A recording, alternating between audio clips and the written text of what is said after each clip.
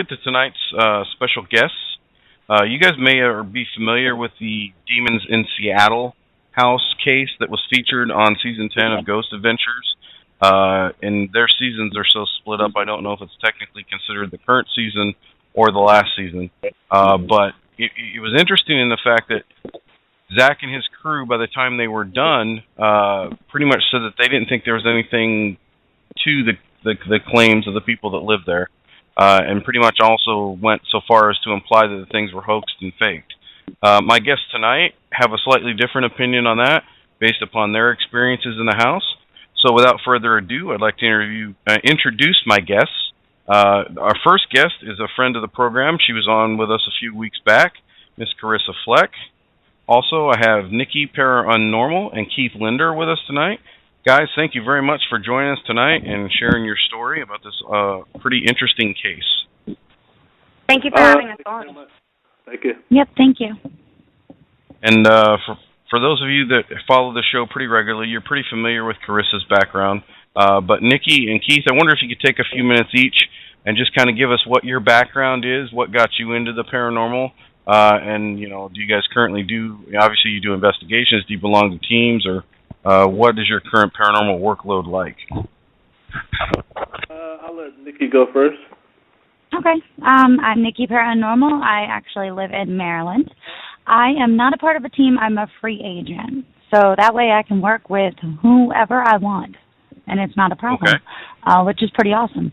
And I have been doing paranormal investigations with Live Paranormal TV and Live Paranormal Radio for quite a few years now. But before that, I, again, just kind of did my own thing. I would join with other teams on investigations, but I've been involved in the paranormal since childhood. Having experiences piqued my interest. Very cool. Okay. Keith, what about you? I sort of got thrown into the paranormal, understandably so, in that I've never had any paranormal experience until me and my girlfriend moved into the house 4 years ago. That's how I came in contact with the paranormal. The subject of paranormal was always Halloween off-the-cuff subject with friends and family during that time of the year. But I don't have no affiliations with any teams. But however, when you are, experiencing the paranormal, you pretty much after that gain an interest because the things that you've seen and heard over the years sort of kind of keeps you in that field, if you will, because you want to answer the questions. So having said that, I probably would say I'm a newbie to the world of paranormal. Okay, so Keith, you're the actual tenant of this house, correct? That is correct, yes. And were you the one that, forgive my ignorance, you were the one that was featured on Ghost Adventures, correct? Yes, February of last year, almost a year to the day, when it aired. They came November, December of 2014. But, me and my girlfriend were the ones featured on the episode titled Demons in Seattle. At that time, we were in the house a little bit under 3 years. Okay, so obviously, I guess I'm going to go out on a limb here, or maybe not so much, to say that you weren't happy with the outcome of their findings and some of the things that they implied. Is that fair to say? Yeah, and that's a good question because it was not so much the outcome that we were unhappy with. It was what they implied. I'm all for one understanding individuals not finding so-called evidence while they're here, and they were here for a short period of time, but to imply the things that they've implied afterwards as to say, it's on us versus either on the spirit or on them, they kind of put us in a bad light, and that portion I'm more unhappy with versus them not finding anything because, like I've learned through Nikki, Carissa, and other people who understand the paranormal, you can't always get it the first go-around. No, I mean, entities and spirits or whatever you want to call them are not circus animals. I've gone into many, many places multiple times and not necessarily gotten much, yet there are very credible homeowners and clients that continue to have issues. And I always thought it was kind of funny that they did kind of make those, implications after the fact, because I've never really seen them do that at a case. And in fact, I've watched cases that they've done that to me seemed far less credible than yours, and yet they didn't. So, did they ever give you any hint as to what their motivation was for taking that route afterwards, or was it pretty much they just didn't have a lot of contact with you once they were done? They had zero contact when Ghost Adventures came out. November, December of 2014. The show aired 2.5 months later.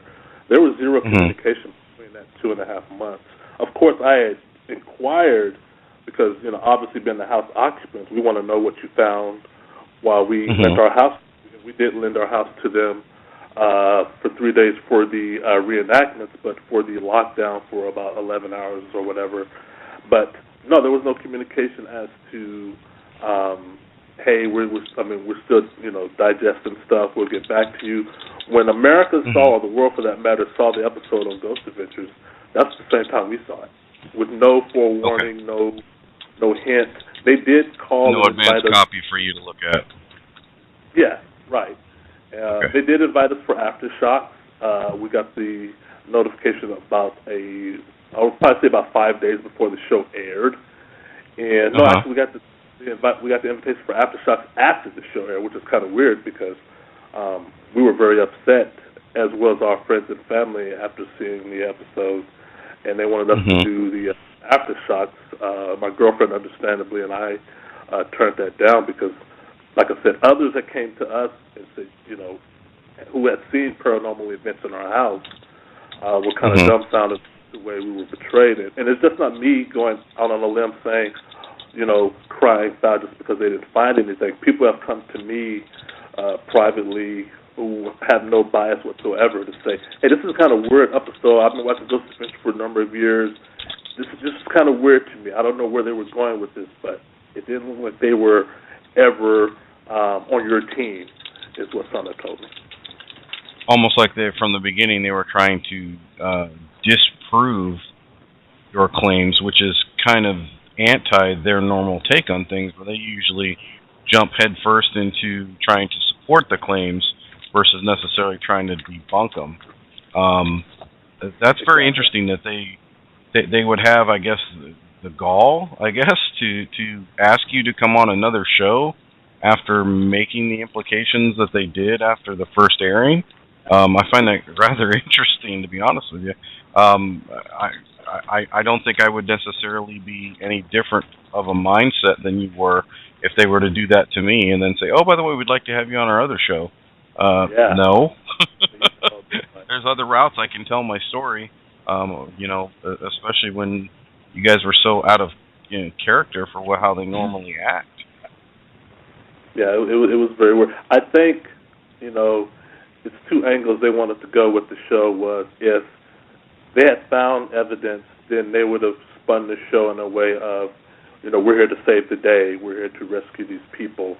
However, they did not find any, because like I said, the dialogue that we have, we would have felt some kind of thing or animosity because we were here with them for a time period. We got none of that. There was nothing telegraphed while they were here. Zach was very inquisitive while here. He's asking questions and whatnot. His people were asking questions and whatnot. So it looked like they were on the up and up. And that's why it was more pulling a rug from underneath our legs when we saw it aired, because whether you find it or not, when you're asking these questions, I'm thinking you're at least to the extent of understanding, hey, if this is a poltergeist, it's going to be extra hard to investigate, especially for the limited time that we're here. We don't even know if it's demonic, and if it's demonic, then there goes, some extra time well needed as well. But just to put it in the light of,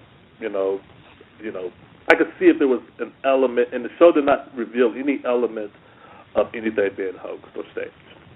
It was nothing that you could say, yeah, that's man-made, that's man-created, or, Okay.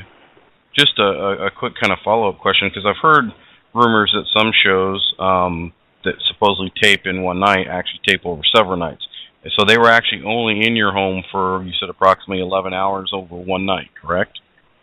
Yeah, for the Zach and the investigation of his guys, that was only one night. Yes, there was no 2 nights, 3 nights. That was only one night. When they showed up about 8 p.m., it takes them about 2 hours to set up camera work equipment.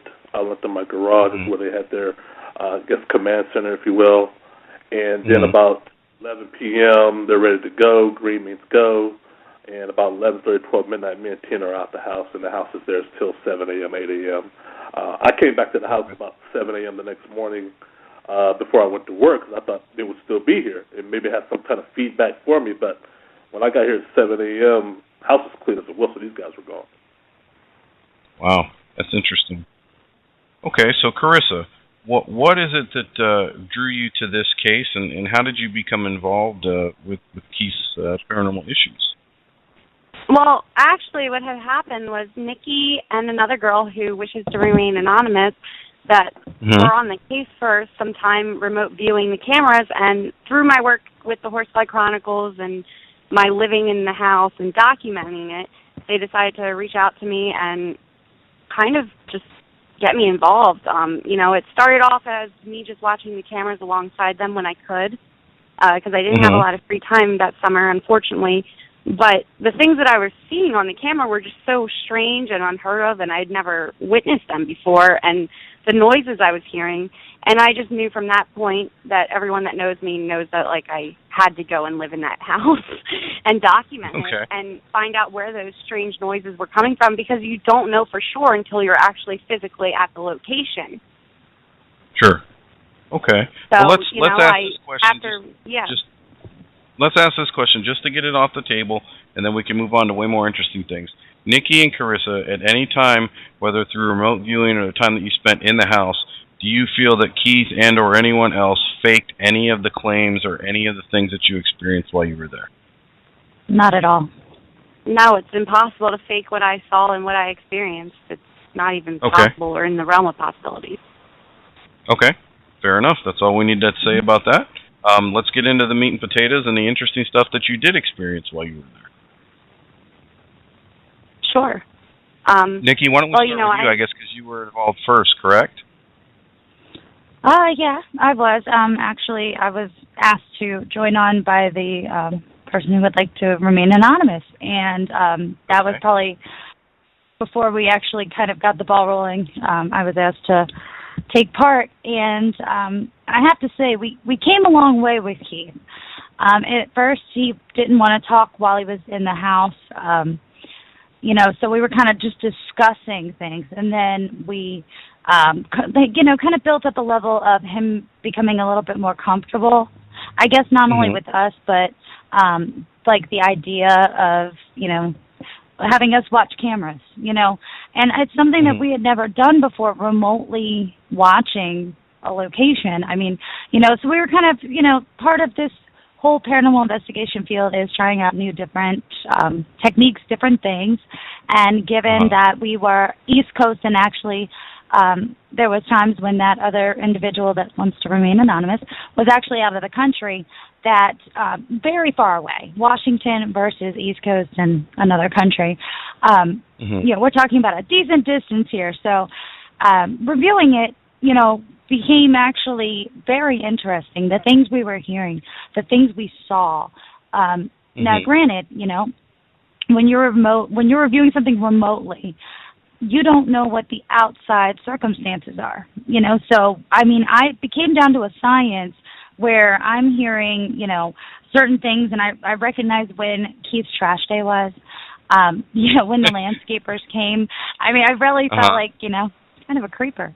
But, I became that much more familiar with, what I was hearing. And so getting the opportunity to go out there and actually be in the space was surreal, because it felt like I'd already been there. It was like walking into a TV show, kind of. You've seen it, and now you're here, and it's like, wait a minute. But, it became, very obvious within the time that I'm there that I'm not hearing the things that, you know what I'm saying, like that there's nothing outside. Like, I'm hearing something, I'm running over the window, and I'm looking outside, and I'm waiting for it. I'm like, is that something outside? No. So getting to rule those types of things out, is that 100% the case now? No, because I wasn't there at that time. But some of those sounds, I'm hearing, and I'm also in the space hearing things, and I can't put them to a actual cause. So that was, awesome. It was very cool, and I saw some very interesting things, not only, remotely, but also in the space. And I just like to thank Keith for giving me the opportunity, because I feel like everything in this field we're learning all the time. But Keith's case, I've gotten to learn a lot. So, Keith, thank you for your experience. I think, yeah. Let me ask you two quick questions. Number one, had you seen the episode of Ghost Adventures in Keith's house prior to that, or were you aware of the, a controversy surrounding their findings before you were asked to participate? Actually, I had not seen the episode. I actually watch very small amounts of TV, if any at all, and lately none at all. But the girl who had talked to Keith initially had told me that they did him what she felt had to just not be. It didn't make sense to her. It didn't mesh. Okay. So I knew that's all I really knew. And of course, before I started viewing the cameras, I said I need to see what they had to say, just for my own knowledge as to what's going on here. I did check it out, and I never let any of that kind of stuff sway my my impression, obviously. And yeah.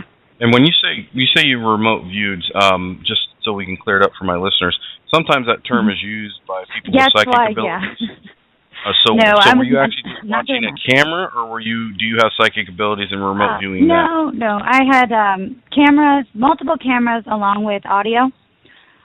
So I was able to see different areas within the house and monitor it, even when Keith was actually away. When he was away with work or vacation, and there was no one else accessing the space. And there's certain indicators within Keith's house. You'll know if somebody opens a door or window. You'll know. Okay, gotcha. And none of this is happening. I've had him when he's leaving. You can hear him set, the alarm, and he leaves. And, the alarm was not going off not that particular alarm, let's put it that way. So, yes, cameras and computers and stuff. Interesting. So. Yeah, we had a case similar to that where we came out and we had decided to take a break about midway through the investigation and go to the local convenience store and get some snacks and refreshments. So I left my voice recorder running in this client's living room, and you can hear us leave and you can hear the cars pull away, and then suddenly you hear lots of noise and banging and sounds and what appears to be voices, and this goes on for about the 15 minutes we were gone. And then when you hear us start approaching the front door, as soon as that lock turns, everything stops.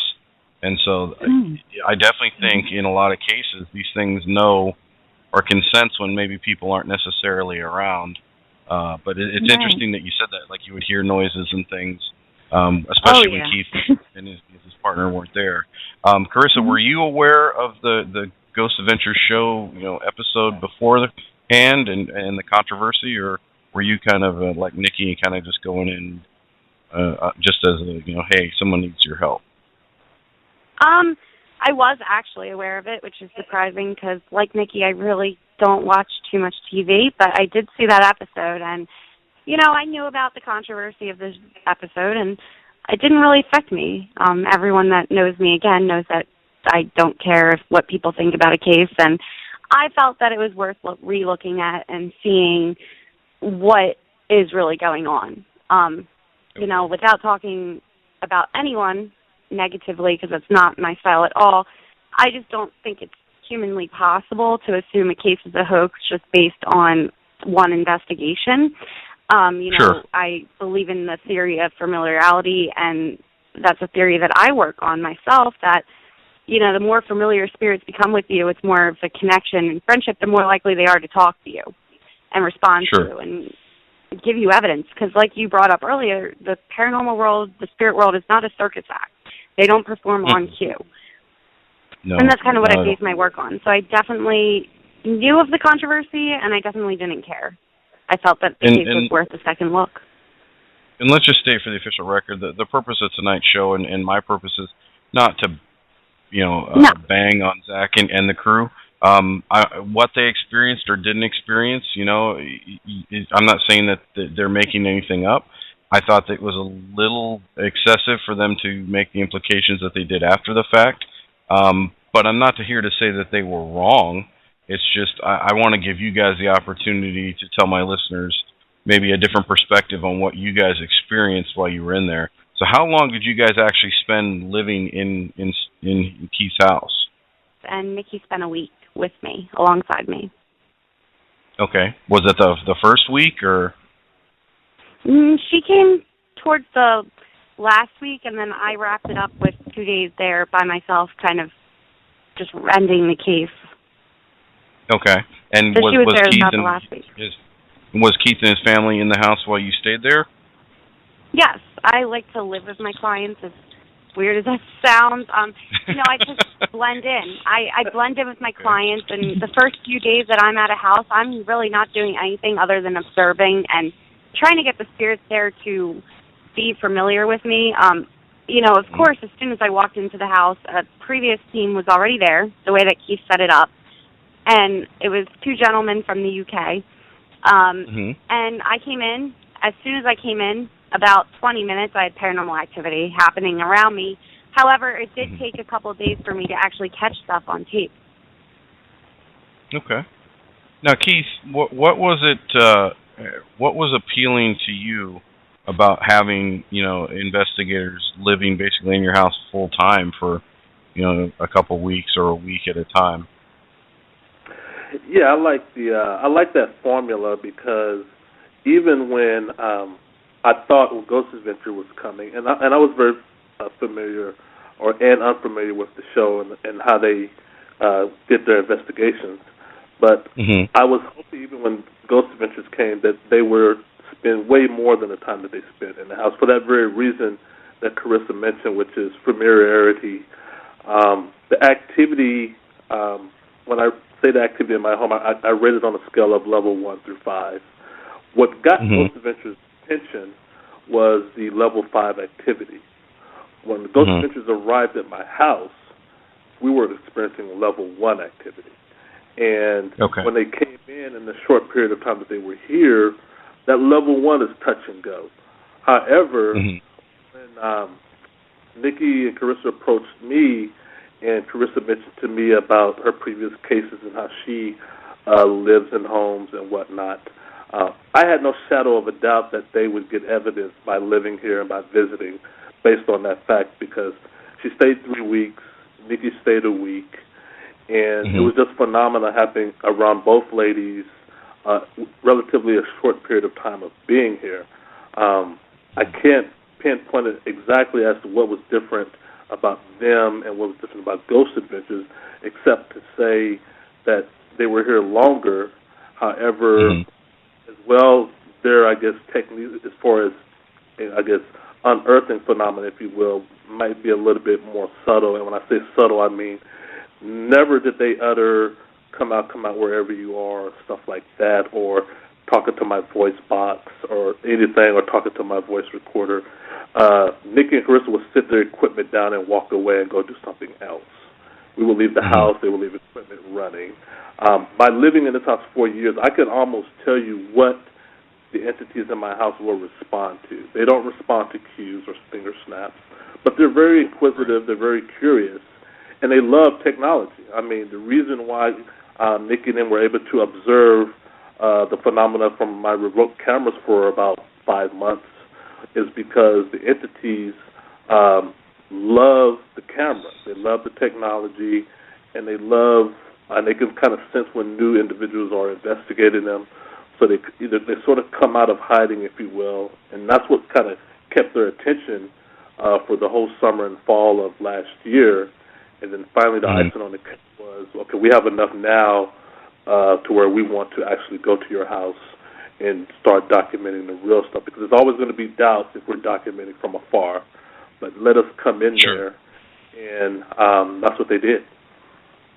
Okay. Yeah, I mean, and that makes sense. I mean, I'm constantly bombarded by people that send me videos and pictures of supposed, paranormal activity and want my thoughts on it. And my general response is, I wasn't there. I don't know what's off that camera frame, what isn't off that camera frame.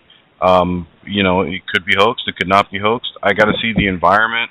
I got to see what maybe natural things are happening that aren't necessarily hoaxes that could be causing these things. It's one thing to see it on camera, but then, to have the opportunity to go and then, ingrain yourself in the environment with what, and then experience more things, I think is pretty interesting. Now, you said your activity goes anywhere from a 1 to a 5. Does it seem to cycle, or is it just depending on the interaction it's getting with the living in your home? Yeah, it cycles. It's almost a bell curve in the sense of 2012, when we moved into the house, I would say the activity was, we walked in the first day activity was happening.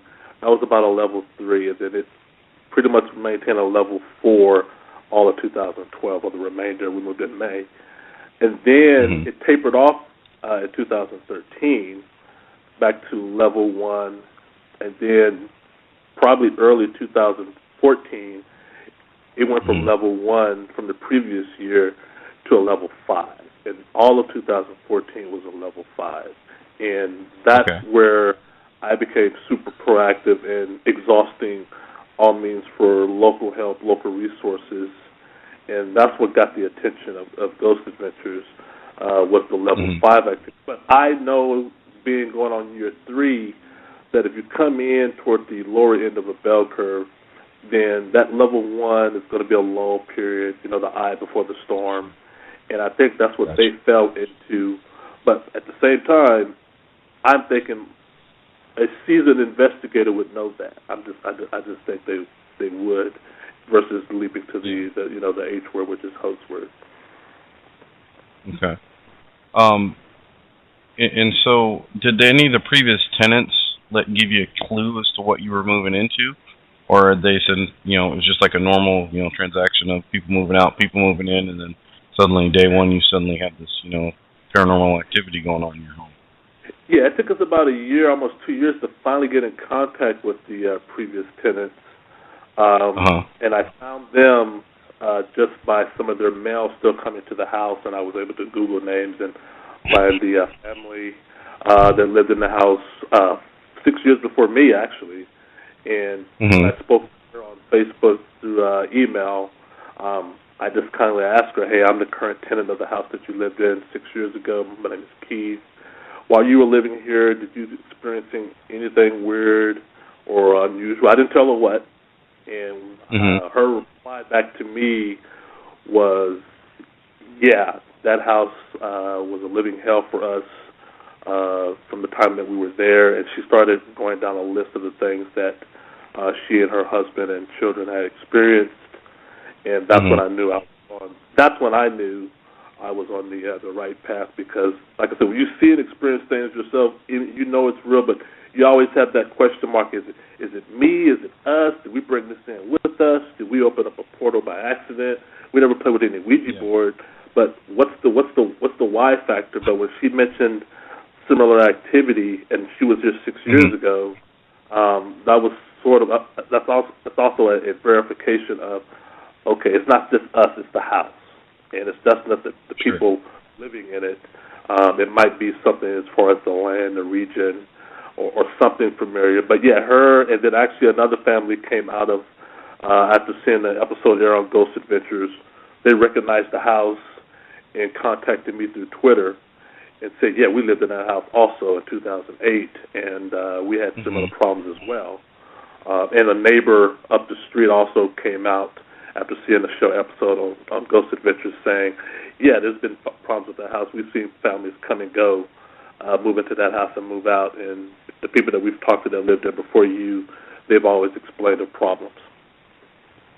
I can imagine it's got to be, reassuring on some level that, you're experiencing these things, but I got to think in the back of your mind, you're thinking, am I really experiencing these things? And then for so many other people to tell you, yeah, I had the same experience, or I had a different but similar experience, Because I know I take a lot of calls for our local group here, and first thing out of everybody's mouth is you're going to think I'm crazy. And just by me telling them, no, I don't think you are. You're experiencing something, whether it's paranormal or not. Let's see what we can figure out. What's causing you problems. I would think that had to give you a little bit of a peace in the back of your mind that you weren't the only ones experiencing this. Correct? Yeah, because keep in mind when I'm reaching out to local paranormal teams, probably out of the top 5, one of the most questions asked on a questionnaire from a paranormal investigator is, have you contacted previous tenants of the home? And that's what kind of led me down that path. But to finally get several of them contact me back and said they've had similar experiences, and I was like, yeah, it does kind of give you a sense of relief and a sense of that you are not crazy. And it's also good knowledge for any investigator to have, to know that, okay, lightning doesn't strike the same place twice. We do know that other witnesses that are total oblivious of each other are reporting similar things. So that takes some of the weight off Keith's shoulders, off his girlfriend's shoulders in regards to this being real. And then the individuals from the UK who came down here before Chris and Nikki, they were able to interview these witnesses over the phone and get their statements over the phone to document their statements as well. So, yeah, all that helps me and help my girlfriend in regards to credibility. What's interesting enough that is half of this information Ghost Adventures had as well. They've had access to those same witnesses. See that? I find that so interesting because to me, if I'm coming in as a third party and I have more than one set of people, like you said, that don't know each other, it adds credibility to your claims, and to me takes away motivation from your claims for you to have wanted to hoax it and or embellish what was really going on there. So that's interesting to know that they had access to some of that and still came to the conclusions that they did. Now, Carissa, you stayed in the house for approximately 3 weeks, Nikki for about a week. Now, I hate to use this term because we're talking about Ghost Adventures. Was this a total lockdown, as in you did not leave that home for 3 weeks, or did you come and go, but obviously domiciled there at night and at sometime during the day? Well, I honestly felt like I was on lockdown. It's a really weird experience, and Nikki can vouch for this. When I was talking to her before she got there, once she got there, it was a little less lonely. But for most of the time I was there, I'm in the house 24/7 with surveillance cameras on me 24/7, watching me eat, watching me talk on the phone, watching me sleep.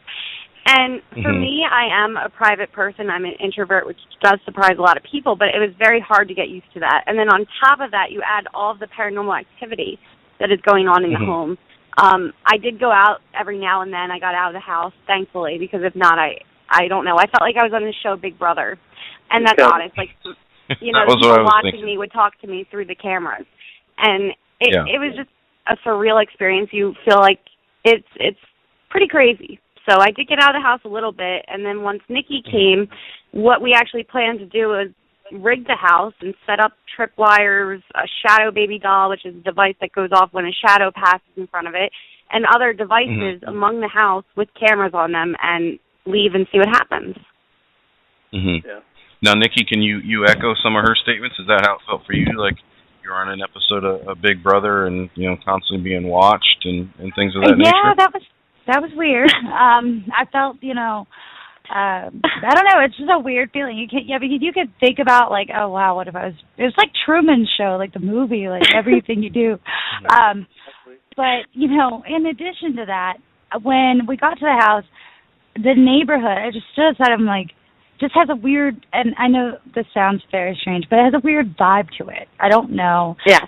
It seems off. Okay. You go in the house and it's like, and I even said, it's almost like the land, the feng shui is off with the land, if that makes any type of sense whatsoever. It probably doesn't, but it just didn't feel like, something just didn't feel normal. But, the thing that we noted that I just don't even understand is that Chris and I both were sitting there, we're talking.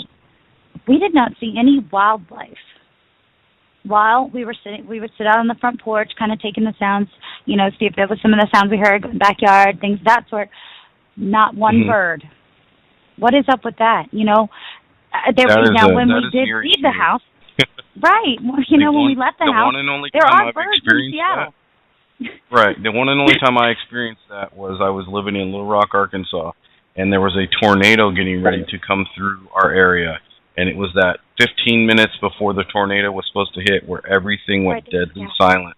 And that is such an eerie feeling. And at least at that point, I knew it was a natural cause of what was causing it. So to be there and not have that, I can imagine only adds to the eerie factor of it. Yeah. Well, it's just like, it's one of those things where you look around and you're just like, what's missing?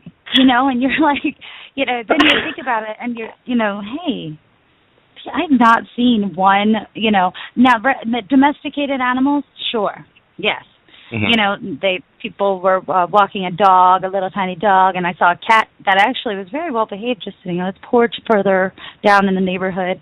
But other than that, it was just like not a bird, no bird droppings, might I add. I'm just one of those kind of people. I really look into things, and it just was weird. So not only no animals, but no evidence of animals even being there when right. you weren't there or prior to you getting there. Right, exactly. That's strange. It wasn't that's me. Very strange. I didn't make them go away, so that was cool to know. Well, Keith, I'll ask you the same kind of question I asked those two. Is it a weird feeling for you to have all those cameras in your house 24/7? I know you weren't necessarily there all the time, but is that a strange feeling for you? Well, when I met Nikki and them last summer, I was in the process. I think the cameras were already taken down from the previous year, and when they asked me to, and they asked me kindly to put them back up, I was a little bit hesitant just because the activity was very low, and we learned previously that the activity seems to spike with cameras being added in the home. But when they were monitoring me last summer, and they were monitored 24/7 around the clock. There was two dualities I was facing. Number one, my space and my freedom, but also the need to get this evidence out, the need to be believed. And they made a pretty good argument in the sense of their gesture and why they were here. This was not, I've turned a lot of investigators away who just here for the thrill factor and the wow factor, but they were very sincere in their approach. So when they erected up the cameras and then started documenting, I'd be at work, and some days I would go out of town. When I'm out of town, I'm usually out of town a week at a time. So they had total access to the house, which is probably an investigator's dream come true. The house is virtually absolutely empty.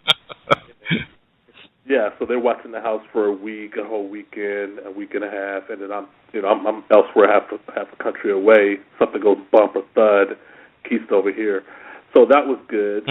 And then finally, when both of them came a few weeks ago, the cameras being everywhere. By then I was sort of numb and used to it. It was kind of interesting watching, like Carissa mentioned, being on Big Brother, because now she has a camera in her room. I put her in one of the most active bedrooms in the house. And boy, was it active for her. And they're capturing it on camera and video. And then Nikki arrives, and she's bringing all this gear and equipment, and she's got this spread out all over of my bed, and I can't even see my sheets anymore because she's got all this equipment and gear. All my outlets got plugs in them, and she's asking for more outlets. I needed more power. I brought so many cameras. Oh my gosh, and recorders. I'm honestly still reviewing because I had at any given time at least like probably 10 different devices going, the whole time that I was there. So yeah. I felt good about that. They brought the game with them, and they brought the Sirius with them, and like I said, within a short period of time, she's started experiencing her own level of weirdness. And our friend who was watching remotely, like I said, we kept the remote formula going, who was on the East Coast, was capturing phenomena in their rooms, mind you, while the both of them were asleep. So better their room than mine. That's interesting. Well, guys, we've kind of gone over the background of the case and kind of what brought Nikki and Carissa to the home. So I guess let's get into the nitty gritty. Carissa, I'll start with you since you were there first. What did you experience, and what different types of things did you experience while you were in Key South? So much. How much time do we have again? No, but, as soon as I walked in... About an hour and 15 minutes. I'll try not to take up too much of it. But as soon as I walked in, I'm greeted by the UK team, and I sat down on the sofa to plug in my phone, got up, was mingling with everyone, introducing myself, getting to know them, and I had been up off the couch for about 10 minutes, and I saw out of the corner of my eye my phone be picked up off the arm of the chair and do a cartwheel, and I kind of looked at one of the UK people, and I was like, did you just see what I saw? And he said, yes.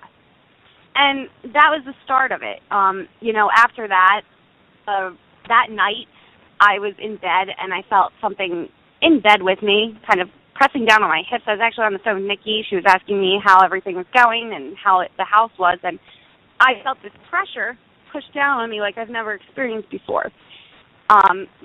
Fast forwarding a little bit, it was 2 days in, and I'm off the phone, and I get off the phone, and a disembodied male's voice answers back to what I was talking about on the phone. A lot of disembodied voices for the first couple of days. Then I want to say about the third, fourth day is when I started capturing actual evidence with audio recorder. I captured this one that's on my YouTube, and it's on Keith's YouTube of the office. And I asked, did you do the office wall drawings? And I'll give you I'm in this office by myself. There's no one in here with me. And a male's voice answers yes. That was the first major thing that I caught. Late at night you would hear shuffling in the hallways. There's actually videotape of me because, like I said, I was being monitored 24/7. And there's videotape of me fighting with spirits in my sleep, actually arguing and saying, shh, let me sleep. And then you'll hear, like, this male's voice kind of answer. You can't really hear it, but it's funny. I'm literally fighting with a spirit. Now, if you want a really funny story, there was one night, my phone, I put it on my bed, and I went to go brush my teeth. I came back, my phone wasn't there. I'm attached to my phone. Anyone that knows me knows that, I need my phone with me all times. It's like a social anxiety type thing. So my phone wasn't there. I started freaking out, looking all over the place for it. I couldn't find it. I've been through this before with spirits, so I just decided, you know what, I'm going to go to bed. I went to bed a little upset and stressed out, I guess, and while in bed, I had the covers over me because I sleep in the cocoon type deal, which I learned about myself after watching videos of me sleeping. But, and I hear this male's voice in my ear. And it sounds like it's under the covers with me. And I sit there for about 5 minutes trying to rationalize that it's probably just Keith. And I'm just going through all the rational thoughts first because that's how I am. And about 5 minutes after I heard the voice, you see me getting up and saying, F this, and just getting out of bed because I couldn't rationalize it anymore. And you hear me actually knocking on Keith's door, waking him up and saying, are you pranking me? Because something that we would do is we'd play little pranks on each other every now and then. And I was like, are you pranking me? And you hear him on the video saying, no, why? And I come back to the anonymous girl that was watching the cameras, and I'm like, did you hear that? She's like, no. I'm like, oh, my God. I'm like, were you recording? She's like, yeah. I'm like, you need to replay that and tell me if you heard a voice. And sure enough, there's a male's voice that sounds like it's under the covers with me talking to me. You can't really make out what it's saying. It's muffled, but it's one of the funnier stories of staying there. The list goes on and on. There wasn't a time where something wasn't happening. And I mean that full-heartedly. I would sit, there was this room that I called my phone booth room, which there was no cameras on me, so I could just sit there and gab on the phone sometimes because I am a girl. And I would hear these footsteps, kind of rushing up behind me like they were charging at me while I'm on the phone. Okay. It's little things like that. It was really interesting, knocking all the time, knock on the walls. I actually got them to knock on command. And then the piece of evidence that just went viral with the Bible pages moving and having EVPs, people can try to debunk that all they want, but I'm pretty real with the evidence I put out. Anyone that actually has worked with me knows that I am a psychic medium, but I try to debunk every single thing possible because that's just how I work and how I am. And that Bible, I must tell you, after that, actually creeped me out. In the video, I seem really calm, and I'm like, good job. It's reassuring. But Nikki can tell everyone for sure that after we caught that I didn't sleep well that night, especially after I heard the EVPs. Yeah. definitely. Okay. What I about was you, in her Nikki? What room. did you experience? Well, let's And see. I Where do do want I to. start? Go ahead. Can I just jump in? Sorry, I know I talk so much, but I Go do for want it. to jump in about the Bible thing again because it was getting late at night and the Bible pages were still moving on their own. So we had to shut the Bible. I mean, they've already, according to Keith, burned the Bibles, I couldn't leave it on a flammable sofa. So I shut the Bible to put it back on the table before we went to bed. It was like 3 a.m. And as soon as I shut the Bible, there was this loud boom in my bedroom.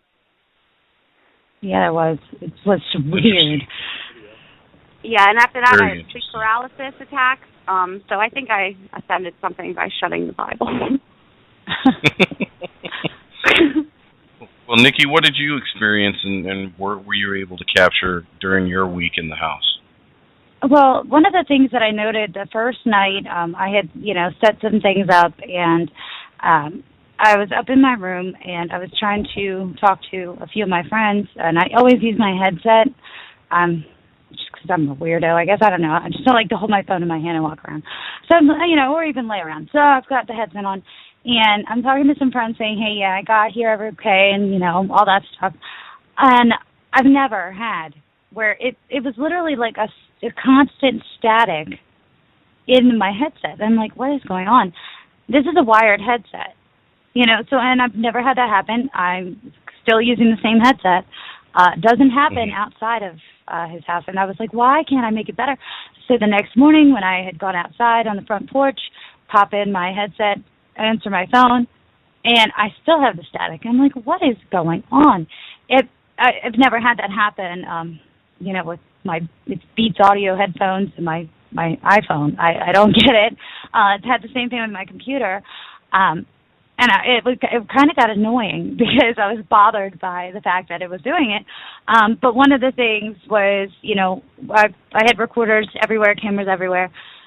When I went to review some of or all of it actually, my goodness, okay, the house has its own vibration, if that makes sense. It's insane, the amount of sound that I was able to pick up with the recorders, and I know that there's nothing in that space. Like, I have times where we're doing AVP sessions and we're sitting there, it's perfectly quiet. I document, I note if there's any outside noise that I hear, whether it be a knock, a bump, I'll state that, bump, knock, whatever, or a car going by, whatever it is.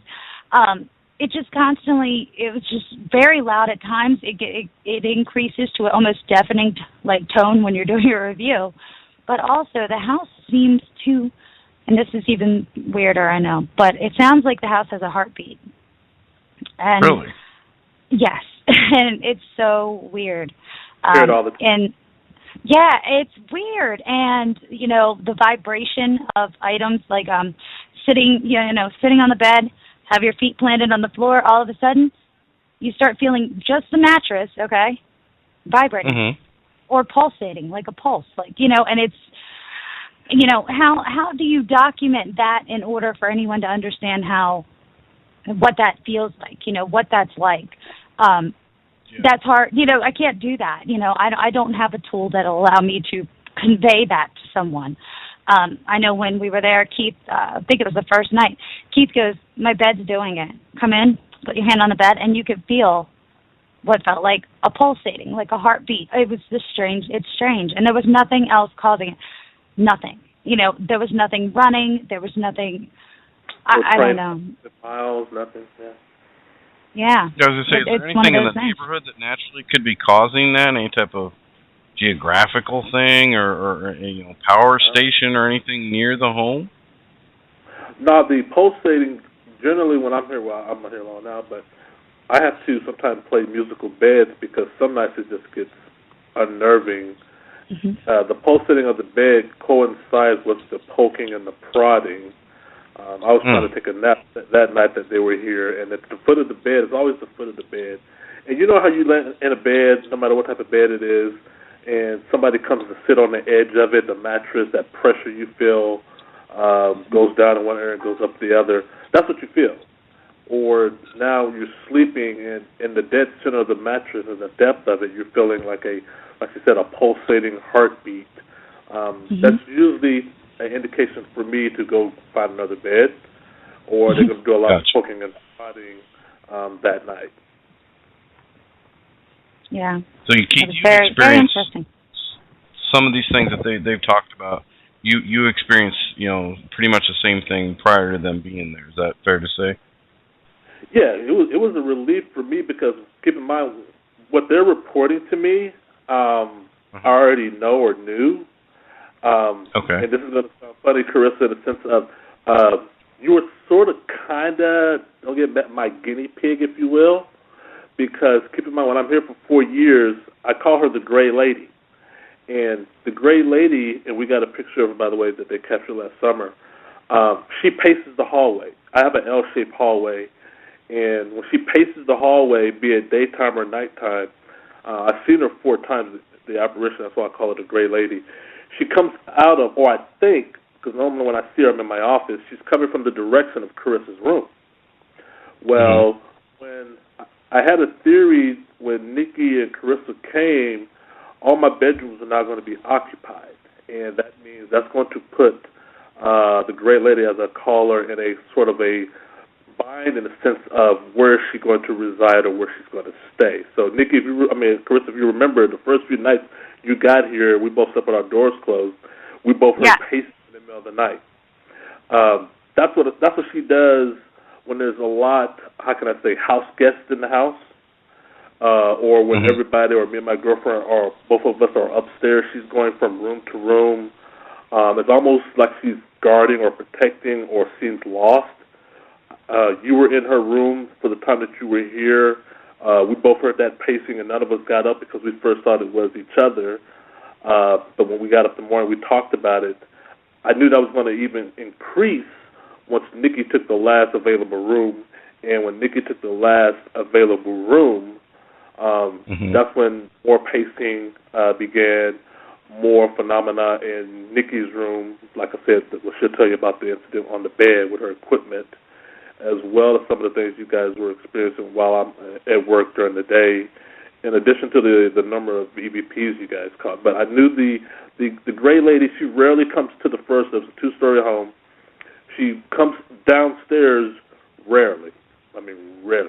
She's really a second floor, 80%, if you will, and she's always going from room to room. Never my office, which is the center room, but she goes from one wing of the house, bedroom, to the other. And being my room is in the center of all that, I've caught her going from left to right past my doorway. But, those pacing and those footsteps. Carissa, you heard her coming down the steps and then darting back up. She loves to hover around the landing, which is the second floor. She hovers around there. And also, and we'll talk about this, both Carissa and Nikki, is the tripwire laid out. When we put or lace the entire hallway with tripwire, which is these cool, I love them to death, I wish they had them 3 years ago, invisible beams, if you will, I knew that was going to totally either confuse her the first time being the Gray Lady, because as Carissa and Nikki would tell you, each time we applied the tripwire in the hallway, major stuff happened. Setting the alarms off. That's interesting. Now, Keith, I know you said you had talked to previous tenants and people that have been in the home before. Have you researched the home itself as far as, has there been modifications done to the home? What existed before on the land that before your home was there? Have you done any of that type of research? Yeah, we started that groundwork probably October, November of last year. What we know now with certainty are 2 things. This area, being the Pacific Northwest, and this area, the city of Bothell, has a strong previous Native American history. We've found out from previous tenants, and by previous tenants, other neighborhoods or other neighbors, as well as the records I've gotten from the city, county, and state, that points to Bothell being a heavily used to be populated Native American, now extinct tribes that used to roam throughout here. There were uprisings and put-downs. There were mass graves back in the 1800s and the 1850s. I just recently found out through research I'm starting getting the records now from the city and the state. There was a cabin on this very lot back in the early 1960s and 70s that, of course, is no longer here. But, there was a cabin here, kind of like a log cabin, I think a 3 or 4 or 5 bedroom log cabin. Also, the settlers that migrated here from Europe lent themselves to be Irish in nature, for Bothell specifically. Some of the EVPs captured by the UK team, the EVPs that they've captured have a Irish accent. Of course, that coincides when you look at the city of Bothell, and it says, the percentage of settlers in Bothell were primarily of Irish background. Some of the tribes that are now extinct were in uprising with a lot of the settlers. This used to be a lot, where still is a lot of tree area, but back in the early 1800s, a lot of trees and a lot of settlement was done to build up the city of Seattle, which is just 30 minutes away downtown. So a lot of relocation. There was a smallpox outbreak in 1850 that decimated men, women, and children of the Native Americans. There was either a convert to Christianity or be done with uprising that was also done in the late 1800s. So a lot of mass slaughters in this area, zip code specifically, happened in and around this house. And we're still petitioning getting more. We want the layout of the land. We want to actually pull out maps to go as far back as we can of how this area looked and and kind of lay it over a transparent whatever and just kind of see what it looked previously, what it looked now. But all that stuff is kind of interesting because the apparition, if you will, that they found in August, I believe, on my door in the bedroom does look Native American. If you saw the episode of Ghost Adventures and you saw the writings in the wall in my office, of course everybody saw the 666 upside down cross, but you also saw that symbol that looks like an upside down stick figure. Well, that was one of the things that separates this case in regards to everybody said, we've never seen that before. What does that mean? Well, that upside down stick finger is a Native American symbol for death. It symbolizes a man has died or a man is about to die. And that's what kind of made us go down the path of trying to see if there's any Native American ties to the activity. Because keep in mind, when I started doing Sage, because I was advised to early on, it would bring about a negative effect with the spirits in this house. They would attack us, and when we applied sage, they would throw the sage, burn the sage themselves, take the ash from the sage and write on our walls. Sage would go missing. They would set fires. So it kind of had that adverse effect, as well as me putting out, religious like crosses and Bibles out in the open. The thing about the Bible burning specifically is these Bibles were put out as proactive measures to ward off, if you will, the negative spirits at the time that we thought were occupying here. And this is the advice I'm getting from clergy, other team members. Well, display your belief, display your religious belief, put a cross here and there on the doorway. So it started burning those things, including the Bibles. And that's why I have 3 burnt Bibles, because I would put one out, open up the Psalms or Proverbs, put it under a lamp table, and then lo and behold, that Bible will go missing, come back burnt. One went missing for a year and a half. It came back on fire. So it was really a battle or duality, if you will, of the cameras, the religious objects, and the sage with the entity here. Okay, so the common sense guy in me has got to ask Keith, with everything that you've experienced, why do you stay there? Is it to the point that it just doesn't bother you anymore? Or, is it just this is my house and I'm not leaving it? What's your motivation for just saying, you know what, I'm tired of dealing with this. Let's go move somewhere where we don't have to deal with this stuff. Yeah, I would have, interesting enough and kind of weird and coincidental enough, I probably would not have met Nikki, Carissa, and you for that matter, had not the Ghost Adventures episode gone sour, because keep in mind, we've always wanted answers prior to leaving. We always wanted answers prior to leaving, especially me. And when it came, when the rendered decision was it's all a hoax or a prank. I couldn't let that be the last chapter in regards to me moving out. Keep in mind, the level 5 activity has been subsided, God bless for that, for about a year and a half. So it's gotten a lot better. The things that I was doing proactively, because somebody told me, stop, cease and desist with the Bibles, the candles, the sage, because trust me, you're not going to win this battle.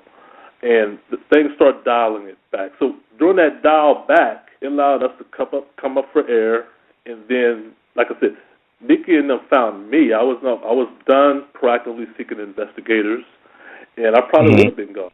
But when they came to me and came with the mindset that, we think we can get you answers, and we just want to set the record straight.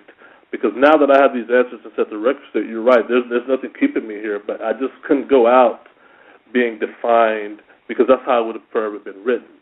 Oh, that case in Seattle, where came of that? Oh, the guy moved out. Ghostbusters busted that up. He was a hoaxer. But now with the answers, the activity dialed back, the information coming from the city, the county, and the state. Keep in mind, this information, once we compile it and make it ready, it's going to be made available to the next person who lives in this house. The spirits are still here. This is 2016. If in keeping with the theme or the script, if you will, of its activity, it could react up in 2016 because every other year it acts up.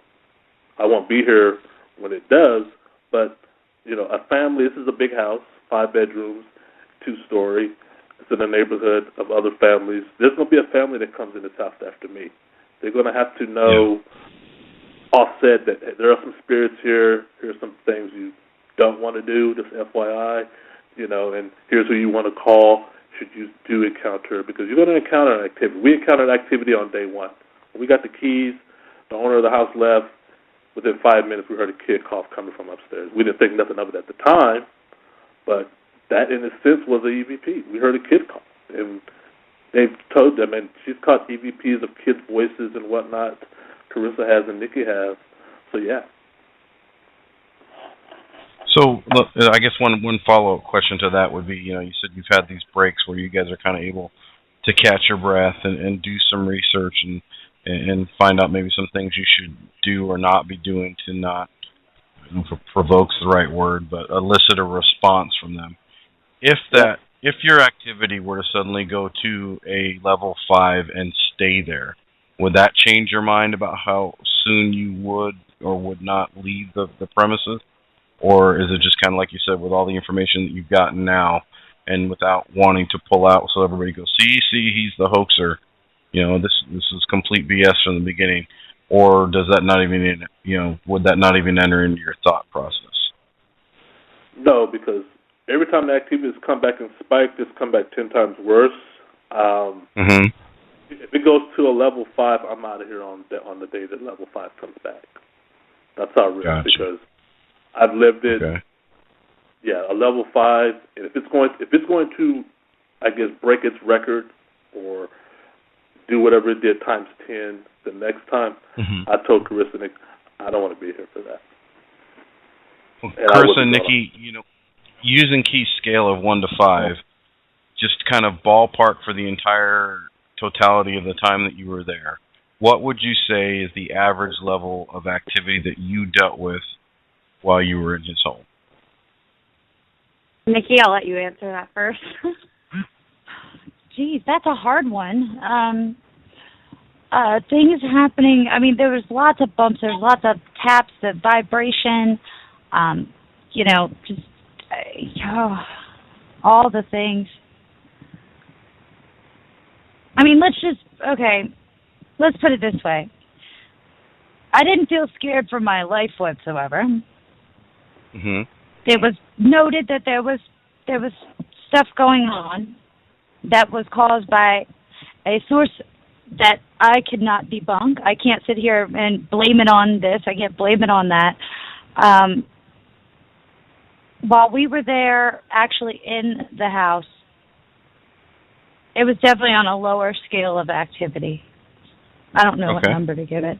But, while I've seen it over time, over the, remotely viewing through video, there were times when things bumped up. there's certain times of actually Sunday nights for some reason. Things keep, we over time talking to him, and not only that, talking to him in regards to it, but also just taking note of it ourselves. Sunday nights, sometimes there would be more activity than other nights. But while we were there, I don't think there was, there was nothing like, ooga booga, chasing us or stuff like that, So, yeah, on the lower scale of what I have seen his house capable of having happen. Were there other patterns that you saw besides, like you said, Sunday evenings to the activity involved? Were you able to determine any other types of patterns to, when you would see flare-ups of activity? Well, I know that Keith, living in the space, was able to, pick up on some cues that things were getting ready to, light up a little bit, if you would. Anytime there's tension, if there's tension or disruption or any type of just like anger, negative feeling, I really believe it feeds off of it, because things, would pick up around him. Keith, do you want to go into detail on that one, or? Yes, just some of the tea leaves, if you will, of, lights fluttering, going back to that vibration. There's almost a concussion aura about the house. When the house is at a level 5+, the house is humming. Put your ear on anything in the wall or in the house, and you're going to hear the hum. The first time we didn't hear it, me and my girlfriend, we had to step outside the house because the first paranormal team came in. All the equipment died when they walked through the door, and they said, "Your house is humming, dude. We didn't hear it." Stepped outside and stepped back in. Things, like I said, you kind of, when you live in an environment so long, especially 4 years, you kind of know what sets it off. You kind of, anxiety, strife, anything negative. It's almost an opportunist. It's almost got its, that old school commercial of E.F. Hutton, of when E.F. Hutton talks, everybody listens. Where in this house, this thing listens 24/7. But when you go negative, oh man, it really listens. That's why, and this is not negative, but that's why when they were doing the EVP over at the Bible, no team ever thought about doing it. I told Carissa that was a great idea, because keep in mind, while they're doing the EVP, the atmosphere around them is changing, and I want to tell people, just don't watch the pages move, and that's the thing people fall for, is the pages are moving, and it's kind of ooh, wow, cool or not cool or whatever. But listen, put your headsets on, and block the pages moving, and listen to the air around them. You start hearing pops and snaps and pings and twings and bumps and thuds coming from rooms. I'm asleep, and the noises are coming from Carissa's room. And to me, that's more important than any page ever turning, because this thing is pulling the energy out of the air, out of the foundation of the house, to make this page move. And I've seen objects that weigh 500 pounds in my house get tossed like a paper box. And the fact that this, moving this page and it's pulling energy from out the air, or invisible energy, to me that speaks more volumes than any page moving ever. Now, on the opposite end of that spectrum, you spoke about clues that would let you know that, the activity was getting ready to ramp up and get worse. Are there cues where, when it is bad, that it's getting ready to turn, a little bit easier, a little bit better, or is it just kind of a reactionary thing to the higher, on your scale stuff? Yeah, generally when it goes bad for 72 hours to a week. It's really amped up. We've had it go bad, me and my girlfriend, to where it goes bad on Friday, it's still going bad on Monday. I mean, it's there. That's like one of those things of the Hulk or whatever. Once I go green, dude, I'm green until I don't want to be green anymore. You guys don't have to deal with it. It's like that. But when it's quiet and, peaceful, like I said, you know, because the energy, the air is cool, the mood is light. The house is light, and it's very, joy, if you will. But I don't know. I've seen large objects get moved when I've had house parties, and the mood is jolly. I mean, I've had house parties here, and we've seen furniture move. So obviously it's not tension in, but it's moving heavy furniture even when, we maybe they're just making room for a dance floor for themselves, Yeah. Exactly. Yeah. I gotta imagine. Is it easy to laugh at some of the things that you've seen, Keith? Obviously there's a lot of seriousness and can be kind of a dark feeling sometimes. But are there funny times, with some of the activity that you've experienced? Oh yeah, a lot. There's a lot of things. There would be activity that me and my girl would witness together watching Netflix, and we just look at each other and like, did that just happen? And we bust out laughing. Flying rug. The rug just went flying, or a plant did a 360. Those things we kind of, after it's happened 10 times or more, we kind of like laugh and shrug it off. When Carissa came in the night that her phone disappeared, Carissa, you remember this? You was running all over the house looking for your phone, and you had been you were sort of upset. And I was like, Carissa, just chill a little bit. Just chill. Don't get into bed, whatever. And she finally did, and I went to bed, but I put a camera in the hallway to just watch, watch out for the gray lady. But my camera is right next to her door, and the camera captured the noise that she heard underneath the covers. And her whole reaction to that ordeal of, what the heck, and oh my God. She's not running out she's creeping out the door. She's like me, like I was 3 years ago. She's creepy, looking around corners, like, Oh my goodness. Yeah, like my reaction to that was to my door, and I'm like, on that and laugh. And I'm like, what, Krista? What? You just investigated. What are you doing? What? You have access to my house. Go do it. Do what you got to do. She's like, you hear that? Yeah, but like I was just trying to sleep. I was still jet lagged, and I was mad about my phone. And I don't even know if I brought this up, but my phone ended up returning the next day in the bottom of my luggage that I hadn't touched yet. I didn't unpack it yet, and it was at the bottom of it. It was literally impossible. As I said, anyone that knows me knows that I have my phone on me 24/7, which is pretty sad to admit. But yeah, we had that video, and I do want to cut in. I do want to cut in and answer your question from earlier about the activity. I do agree with Nikki. However, I do agree with Keith, too, that when we decided to do the EVPs over the Bible, the environment kind of shifted a little bit. Now, this was Nikki's last night, and it kind of shifted into a more, not negative tone per se, but more active. Nikki had already left at this point, and I was finishing up the investigation. Now, I actually have the Bible that was seen in the video moving and talking because it's my life, and Nikki has another one. And we figured that taking these Bibles would remove some of the more negative energy that is attached with the haunting.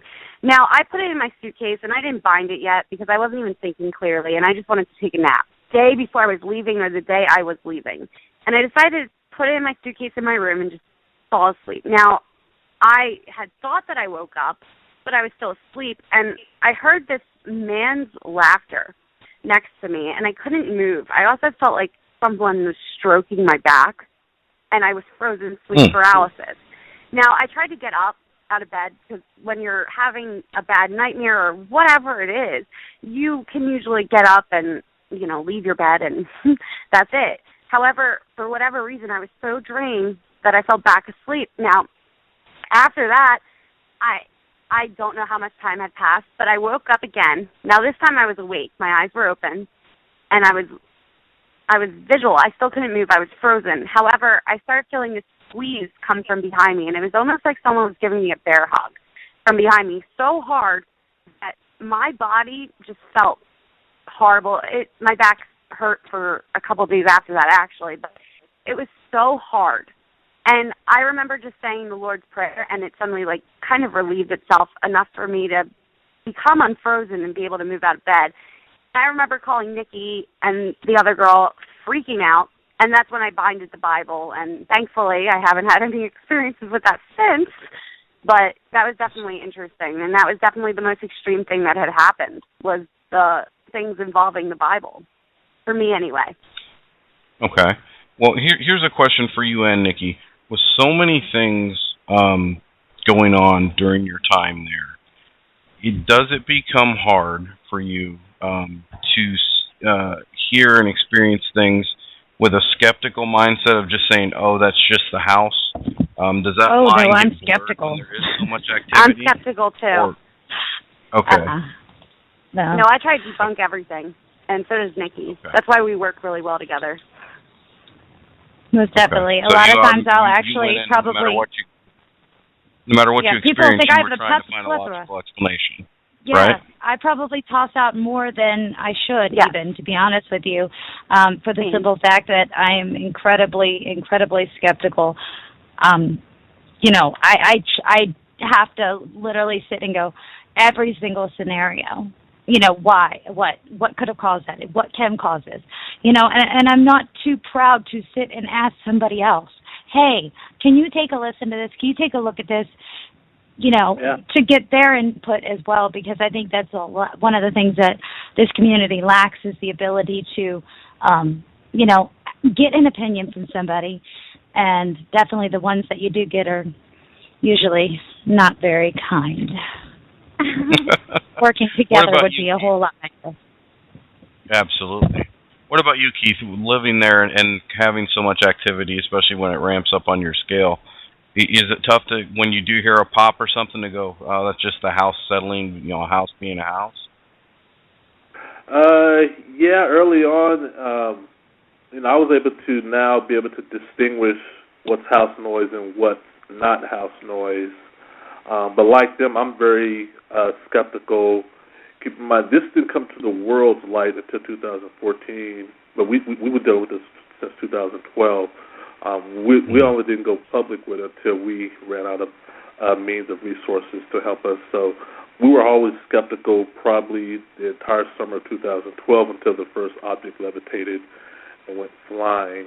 And when they started reviewing remotely via the webcams from the East Coast, interesting enough, we had an unspoken rule in the sense of if there's not 100% agreement as to this being legitimate evidence, we don't even put it out there. We don't even classify it. It goes into a folder of inconclusive or to be determined, and it's to be determined forever. But the things that we all agree that's not coincidental, not suspect or whatever, and like I said, it has to be 100%. Nikki's debunked things I've given her. I've debunked things she's given me. Carissa the same way. And they have resources that I don't know of, that they have friends in the paranormal field that they've shot things to and came back with, okay, this is we're going to keep this. This is legitimate. It passed the smell test, if you will. But yeah, living here, you have to learn not to, I guess, be Chicken Little and cry the sky is falling after every little noise, because believe it or not, the entity preys on that and it uses that to its advantage. Of course, I didn't know that early on. We would get terrified of, you know, some of just the little things because they're unknown and they always happen at the spur of the moment and they catch you off guard. But a year or 2 years ago, when I'm taking a shower and the whole house goes black and I'm in the shower and the house is black, yeah, you're right. I'm freaking out, dude. I'm freaking out because my Hollywood mentality is setting in. Jason's out the door with a knife. Now let me just calmly put on the towel, feel my way to the light switch. Oh, it's not working. Okay, stay calm. Feel my way to the next light switch. Oh, the lights come back on. Okay, I'm alive. I'm good. Okay, that is what you kind of have to get yourself in the mindset of, because like I said, they're doing these things, and they do a lot of things, trust me, to get a rise out of you. And when you overcompensate by going, I guess, to the extreme, by having an extreme reaction, like saging the house to the whole house is full of smoke and you're choking, then that gives them energy to attack, okay? And now you're wondering, well, why they're attacking me? That means I have to do more sage. I got to go buy 5 sage sticks. Well, they're going to attack more. When they start taking my cameras, I went to go buy more cameras. And then when they took those cameras, I started buying cameras to watch the camera to film the house. And they start taking both cameras and turning the house upside down. So, yeah, you're kind of in a maze. There's a learning curve involved, but I try to, you know, learn from each experience and not to overcompensate, because these things in the South, they really leap to that. They're very opportunistic. Okay.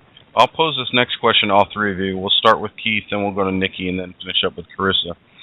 At any time, was there anything that you experienced in the house that made you fear for your safety and/or your life? That would be the poster fire. They did a reenactment on Ghost Adventures. That was, I think, spring of 2014. That time I did fear for my life because what had happened the night before, normally I sage. I asked my girlfriend to sage, and she sages better than me. If I sage, I mean she fills the house up with more smoke than I do. But we went to bed, and when I woke up the next morning, this is a normal work day. She leaves before me. We kissed, said goodbye. She left, and I went to go take a shower, and the house felt the house felt bad.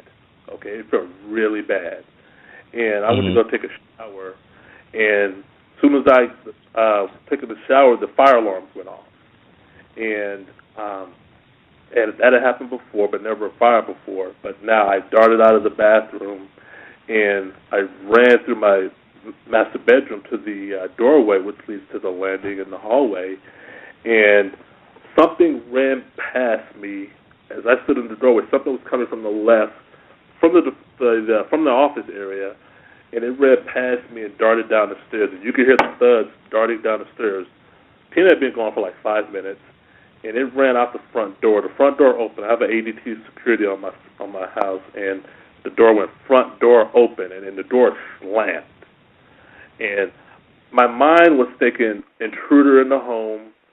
Hey, I didn't see it, but there must be an intruder in the home. I ran and went to my front door to give chase to this person I didn't see. And when I tried to open up my front door, it was shut. It wasn't locked. It was almost like a cement shut, like it had been sealed. And the alarms are blazing. The house is starting to fill up with smoke. I'm thinking intruder, vandalism. Hey, this might be the missing link to some of our problems. But the door went open, so I backed up, ran back upstairs. Now I got to try to find the fire, put that out because my front door won't open. I ran into the hallway and saw the smoke coming from my office. Ran in, and lo and behold, my poster was on fire. I threw my wet towel that was wrapped around me onto the poster, doused that, ran out of my office. The smoke alarms were still blazing. I ran back down again to try to open up the front door. It wouldn't open. I'm still hearing the fire alarms going off. My mind's thinking, is there another fire I don't know about? Did this thing start another fire? I need to go find it. But then when I could not open the door the second time, I realized the house wasn't attacked. I was under attack. Not in an attack sense that we're trying to kill this guy, but no, we're making him pay the price for the sage the night before. We're trying to put fear and terror in him. So I called 911. I grabbed the house phone or my cell phone, and I dialed 911 because I thought there was another fire I didn't know about. And when I called the operator, the sound was garbled. Going back to that static Nikki talked about, the operator could not hear my voice. I could hear it as clear as day. It was very garbled. And everybody knows about 911. If you call from a landline, they got your address. It's already in the system, okay? Right. She could not pull up my address on her system, so she's asking me for it. And every time I try to give it to her, here comes that static. It's almost time, like, hey, I'm at da-da-da-da. And she's like, sir, I can't hear you. You're in and out. I can't hear you. I'm like, there's a fire. Okay, sir, where you at? We can't pull you up. Where you at? And I would tell her, and it would just break out. That happened about 3 times, but finally she was able to pull on my address. Fire department's on the way. I hung up with her. Tina, this is within 5 minutes time frame. I hung up with her and called Tina. She hadn't even made it to the highway yet, and I said, hey, the house is under attack. Come back to the house. I ran back upstairs looking for the fire. Within 3 minutes, the fire department came. Or after I got the phone with Tina, the front door finally gave. When I grabbed it, it opened like it normally does, and then the fire department arrived. And they looked at the poster, they looked at the office, they looked at the house, they checked all the electrical, they checked the fuse box, they checked the surge protector. The fire captain looked at me and was like, we don't know what caused this fire, dude. It's just a poster on a wall, no heat source, nothing that could give a poster to make it spontaneous combust. And Tina's coming all hysterical. She sees 3 fire trucks in the driveway. me in a robe and firemen coming in and out and smoke coming in and out. So that was the time, to answer your question, that was the time, the most fearful that I've ever been, and that was spring of 2014. Okay. Nikki, what about you in the time that you spent in the house? Did you ever fear for your safety and or your life? No, I did not. Okay. Carissa? I don't want to say I feared for my safety or life. I got freaked out with the sleep paralysis, but that's about it. Okay. Fair enough. Now, Keith, you mentioned your girlfriend several times. What does she think of all this? I mean, she's got to be an extremely loyal partner to stick with somebody through all of this at this point. Well, what are her thoughts on all of this? Does she handle it the way you do, or does it freak her out more or less? No, actually, we're no longer together. What freaked her out was there was a betrayal, then there was a betrayal within the betrayal of the episode of Ghost Adventures of her being somewhat of a conduit or medium of being a poltergeist itself, based on Zach, on the episode, his reaction to Tina and the whole circle around the table. When you do, I guess, a video, you can cut in splashes and edit it. It didn't go down like that, the way the show cut that piece. Just to give you a tidbit of information about that, because your audience definitely wants to know. Because I get questions all the time. Is it her? Is it her? Is it she? Is it what? What had happened was we'd had burnt sage in the house plenty of times. And during that whole episode of me and Tina roaming around the house talking to the spirit, as Zach asked us to do, I'm upstairs, she's downstairs, and Tina is telling Zach, I smell sage. I smell sage burning. Well, there was a sage stick on the kitchen table, but nobody could see it because it's pitch black. And Tina's roaming around the kitchen, specifically the kitchen table, looking at her and Zach are having a conversation about where the sage smell is coming from, or she's trying to tell Zach, because that might be a red herring. That might be something in the sense of something's about to jump off, because trust me, when we smell sage burning in the past, stuff does jump off. So she's trying to educate Zach on that, and they come close to almost butt heads because she's leaning in, zeroing in on the sage smell, and she almost comes head-to-head with Zach, and then that's the whole voiceover. The voiceover always comes last, ladies and gentlemen. That's why they call it voiceover. You can do that in the studio. And he's given his mental rendition of that account. And I don't know, I can't judge say what it felt like for him, but there was a dialogue and a communication, and when they almost butted heads, they kind of laughed it off because Zach did jump. He's like, whoa, because they can't see each other. And they kind of laughed it off, and that's when I came downstairs and saw that. But to see that portrayed on TV, and then the blogosphere, the Twittersphere, the social media just run with it as to Tina being the demon lady. And you're right, it did take its toll, that and other things in the sense of living in the house. So she moved out early last year, Tina did, and it was just me remaining from last year up until February of last year up until now. It's just me in the home. Does she still come over, into the home for visits, or is she just done with the house altogether? She's done with that. Yeah, she's done with the house.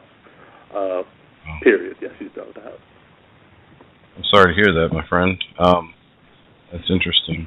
I can only imagine, some people just, for whatever reason, are able to deal with paranormal events better than others, and that's not to sandbag anybody that can't. Everybody's different, and everybody can deal with certain things better than others. But it's a two-edged sword, because one of the things I've been often criticized, or I guess questioned, is my calm demeanor when you see candles flying in my hallway. Dave Schrader even asked me, well, he's calm, or they even spoke about it as, he's calm, how he approaches the hallway where the candle just is thrown. But you don't know me. You don't know my calm demeanor. You don't know that that's the fifth time that's happened.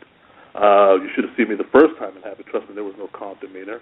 And number two, when the candles are thrown in my hallway, the reason why my phone is out filming, I'm filming the lights in my office, because obviously when you press record, you're missing any activity prior to that. You press record. Prior to me pressing record on my phone, the lights are going off in my office. Well, that's a telltale sign of activity about to happen close by. I don't know when and where, but I do know something's going to jump off. So I'm waiting for my lights to go off and on, and then that's when the candles go flying, and that's when I raise my phone up in the direction of the candles.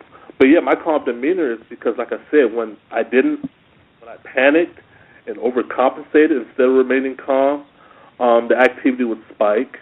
Things would get worse. But me coming into a hallway after 3 candles leave holes in my wall, that was like the 5th or 6th time that's happened. That's not the first time. The first time you're never prepared. You never have a camera nearby because it's the first time.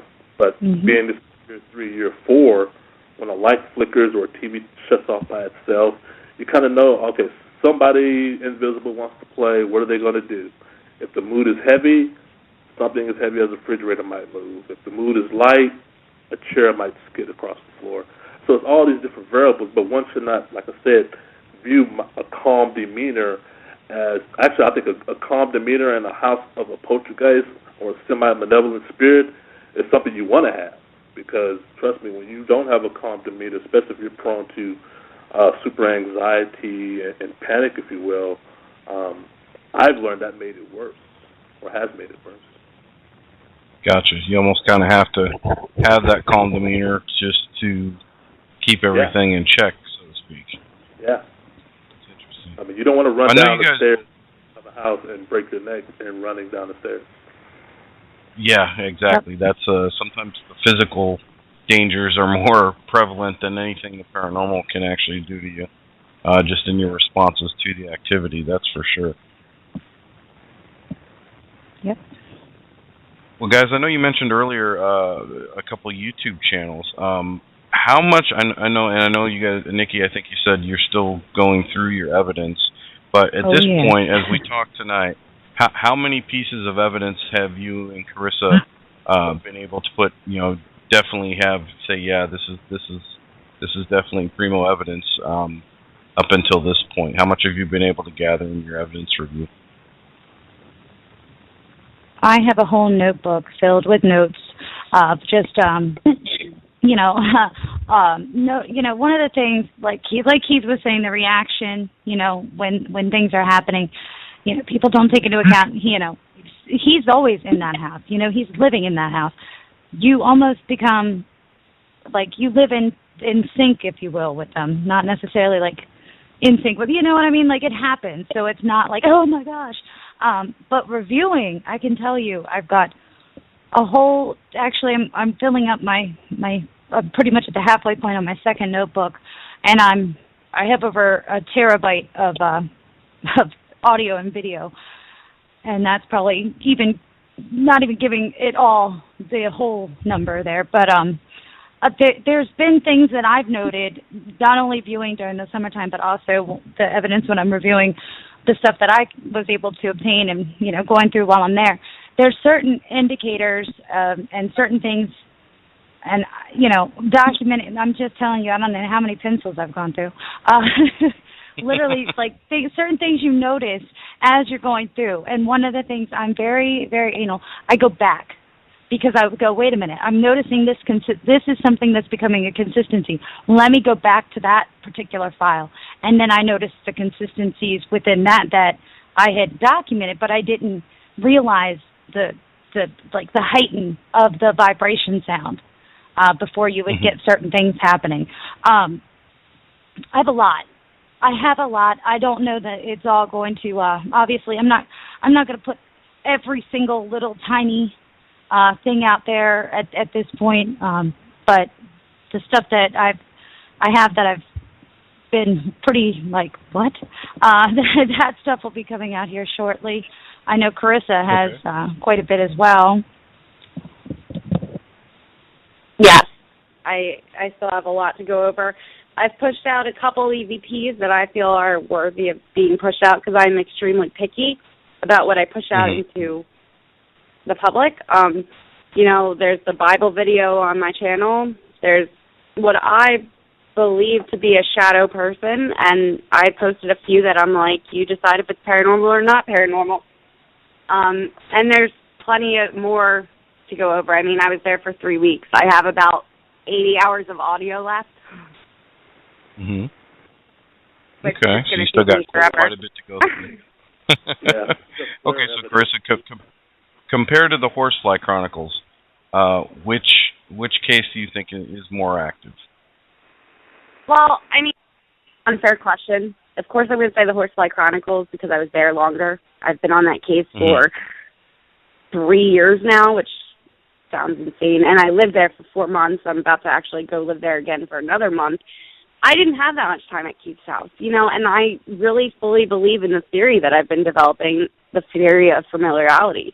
Now, when I was leaving Keith's, I'm like, it's a shame I am not able to stay longer, because that's when activity started picking up, was around the time when it was getting ready to, leave. That's when the spirits, I guess, felt more comfortable with me. So I can't really fairly say which one's more active without giving the same amount of time to the Seattle case that I was not able to do. Gotcha. So it's kind of like the standard answer for a parent. I love both my kids equally, but different. I really, do want to get back to Keith. I really do. And I just, it's me. So, of course, I want to get back there, but, yeah. Now, Keith, I just can't answer that fairly. No, that's fair. That's understandable. Keith, with the preponderance of paranormal TV shows, paranormal movies, and paranormal books out there, have you been approached by anyone to get your story either in a book or a screenplay? No, not yet. No, I have not been. The UK team are going to do a 1-hour documentary of their investigation, but no, I have not been approached for a book or TV or script or anything like that. No. That's interesting, because that's as amazing as your claims are and the evidence that these ladies have been able to document. I would think Hollywood would be all over you for the rights to your story at this point. That's kind of surprising, I gotta admit. I think that's not what I was looking out of this, but I think the reason why is, keep in mind, a lot of people, when they saw this aired on Ghost Adventures, I think a year ago, they were looking for a part 2 or answers and were very inquisitive, and they got any. So it was like a year lull. It's just now, over the last couple of weeks, that this case has really sparked up again, because now people are saying, oh, I remember that. Oh, I remember that episode. So now a video with all these ladies and the other team's story hit the internet last week. It got over 7 million views. Wow. Now people have an interest and are now questioning. So it's almost like a catch-up time, because a lot of paranormal teams have contacted me. They're not, writers or whatever, but they're paranormal teams from all over the world.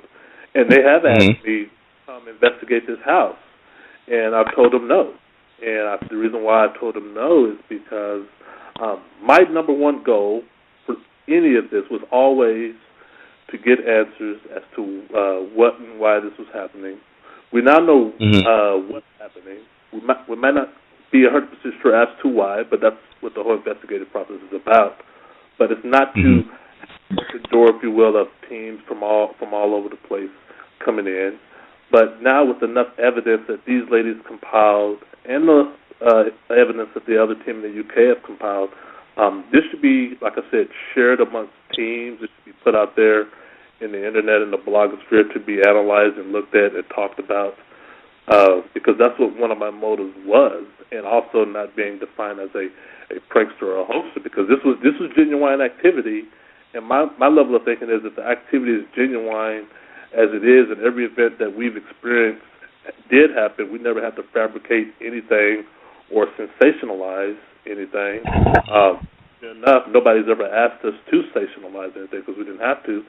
But now that it's out there, it should be looked at and analyzed. And when people want to ask me questions, I just give them an honest answer. This is what happened, when, and why, and this is why I think it happened. But it's interesting. But it's now coming to light. The last 3 weeks and the 4 weeks. And keep in mind, Nikki and Carissa have evidence that they're still going through. And once that stuff hits the paranormal community, it's going to rock the world, just because they got some good evidence, dude. I mean, they got some really good evidence, both Carissa and Nikki. And even with the they like to say they were here a short period of time. I don't think they were. I think they were, but for the short period of time that they lived, Nikki just said she got over a terabyte. I know how much data it takes to fill a terabyte, and she's got over a terabyte. It's a lot of data for a case that was labeled a hoax. Oh yeah. Do you have any interest in writing your own book, Keith, and telling the story, strictly from your perspective without any interference of Hollywood, being involved? Yeah, if I do tell a story, it's definitely not going to have any interference from Hollywood. I kept a diary of all the activities. Nikki and Carissa know I was good at record keeping. I chronologized everything for its date, time, room temperature, weather, outside, parameter, and all that. That's just the kind of, I'm in IT, that's just the kind of guy I am, very analytical. But I kept all notes because I don't like to guess. When people say what happened, when, and where, I like to pull my notes and say, this is what happened, when, and where, because I know your memory gets sketchy over time. But, yeah, when the dust settles, I would like to compile my audio diary, my, binder diary, my notes and whatnot, and just really, put it somewhere to be, looked at and questioned, because I think it's helpful. I think the paranormal community, as always, appreciates things that are genuine. And like I said, if anything, I like to advance the dialogue of paranormal phenomena in the field by whatever that we experience. So, yeah. Okay. You mentioned earlier about house parties and activity, happening during them. When you invite people over to your house for house parties, are they aware of the activity, or do some of them come in kind of blind, and you can kind of use them as a litmus test, so to speak, where see that they don't know anything about the activity, and then suddenly they're letting you know, hey, I experienced this. Is that helpful to you, or how does that work? Oh, that's a loaded and funny question. When we first moved into the house, and we started having weird phenomena, me and my girlfriend, and we didn't know. We just thought it was kind of weird. You wake up, all your cabinet doors are open, every door downstairs is open. Yeah, that's kind of weird, but you don't cling to ghosts just yet. When things started moving on their own, the cat was out of the bag amongst ourselves, and we kind of sat on it for about a month or two because we didn't have company over yet, and things would happen when we were here. Well, the first housewarming party that we had our closest friends over, and me and my girl, we had a conversation. We're like, I hope nothing acts up while our friends are here. Okay, can we just make it through the afternoon with something not happening? So we got a room full of people, and things are happening while my friends are here, but they're total oblivious like we were at the beginning. Like, I'm barbecuing on my patio, I go outside, and the door will lock me. The door would be locked. I'm bumping into the door, bringing the meat back in. Everybody's like, dude, why you keep locking your door? Why you keep locking yourself out? I look at my girlfriend, she looks at me, we kind of smirk, because after the third time that's happening, we know who's locking the door, okay? Or somebody said, keep your front doors open again. Yeah, I go close it. Keep your front doors open again. What finally made us raise our eyebrow to start getting nervous is as the night got older, some of our friends start saying, hey, something's pushing me, or something just brushed my hair, or something walked past me. That's when we said, okay, we just looked at each other and like, okay, can we just make it through the night? Finally, about midnight, when the majority of people had left, we were starting to think it's over and we could breathe a sigh of relief. Nobody saw an object fly or levitate. But in speaking too soon, Tina's best friend was sitting on the couch about 1 a.m. just playing with her iPhone, and a plant flew from one side of the room to the other, and she saw that, Tina's friend. And when Tina's friend saw that, me and Tina looked at each other. It's funny now. It wasn't funny then. We looked at each other. We like, and Tina, because it's her friend, so I'm like, well, you got to explain it to your friend. That's your friend, not mine. Tina's like, oh, guess what? Our house is haunted. And we bust out laughing. Her friend gets up off the couch like, what the hell? And her friend's mom is there, too. And now there's this plant shattered to a million pieces on the floor. And then the loud banging starts. It's like I said, one activity leads to another, and they're hearing the loud banging. But interestingly enough, her friend thought it was cool and raised her cell phone up to the direction of the noise and said, hey, Spirit, do you want to talk to us? You got something to get off your chest? And me and Tina like, no, you don't want to do that. You don't want to do that. And when she did that, the noise got louder. But, 2 years later, there are friends who have witnessed phenomena. They don't come here anymore. They're still our friends. They just like, okay, party at Keith's house, we're skipping. But they support us from afar. And then there's some who come who think it's cool or kind of hope the activity breaks out while they're here. But Right. yeah, our core group of friends, they know when we had the priest over for the blessings, the cleansings, the communion, and even the exorcism. Yeah, my core friends, because they've been here since day one, they were here as witnesses and as support systems, as was Tina's friends. But yeah, they know. And those who don't want to go down that road, no, they don't come here. Gotcha. You probably get more invites to other people's houses now, I would imagine, than having to have the parties necessarily at your house. They tell me, they throw their punchline, don't bring your ghost to my house, Keith. They tell me that. I have no well, guys, to kind of round back a little bit, you guys have both mentioned YouTube channels. Can you guys give my listeners, where can they go if they want to see, the evidence that has been caught and the evidence that will show up there in the future? Sure. Well, mine is under Carissa. Yeah, you can find all the evidence that I've uploaded so far on there. And there'll be a lot more coming. You cut out real quick. So it's just under your name on YouTube, Carissa Fleck? Yeah. Yep. Just my name on YouTube. Okay. What about you, Nikki? Well, mine will probably be between two. It'll be on Nikki Paranormal, or it will be on Live Paranormal, which would be Live Paranormal TV. It's on YouTube. Okay. And Keith, do you have a YouTube channel or an outlet for the evidence that you've been catching as well? Yeah, my YouTube, they can just search me under Keith Linder, or just Keith L. Just Keith space L, and you'll find me. Okay. And do you have current things up there right now, or you're processing stuff up there? I have some of the evidence compiled or captured from Nikki and Carissa. We share the evidence. So some of that, the most compelling or thought-provoking, are on my channel. As in addition, the things that I've captured over the years, or 4 years, are on my channel. There's 200, 300 videos on the YouTube channel. I keep it pretty much updated, but like I said, once we come in agreement that this is okay and thumbs up, it goes up on several channels. But yeah, they can see it on mine at Key Space L. A lot of the activity that Carissa and Nikki and the UK team captured as stuff in the past as well. Yes, and also we streamed live from the house when we were there, and that's on the Live Paranormal TV YouTube channel, so they can catch that there too. Yep. Awesome. Okay, so we can check out and the Bible moving pictures or pages moving.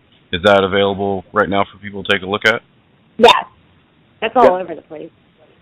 Yeah, that's on all. Okay. All three of our channels and.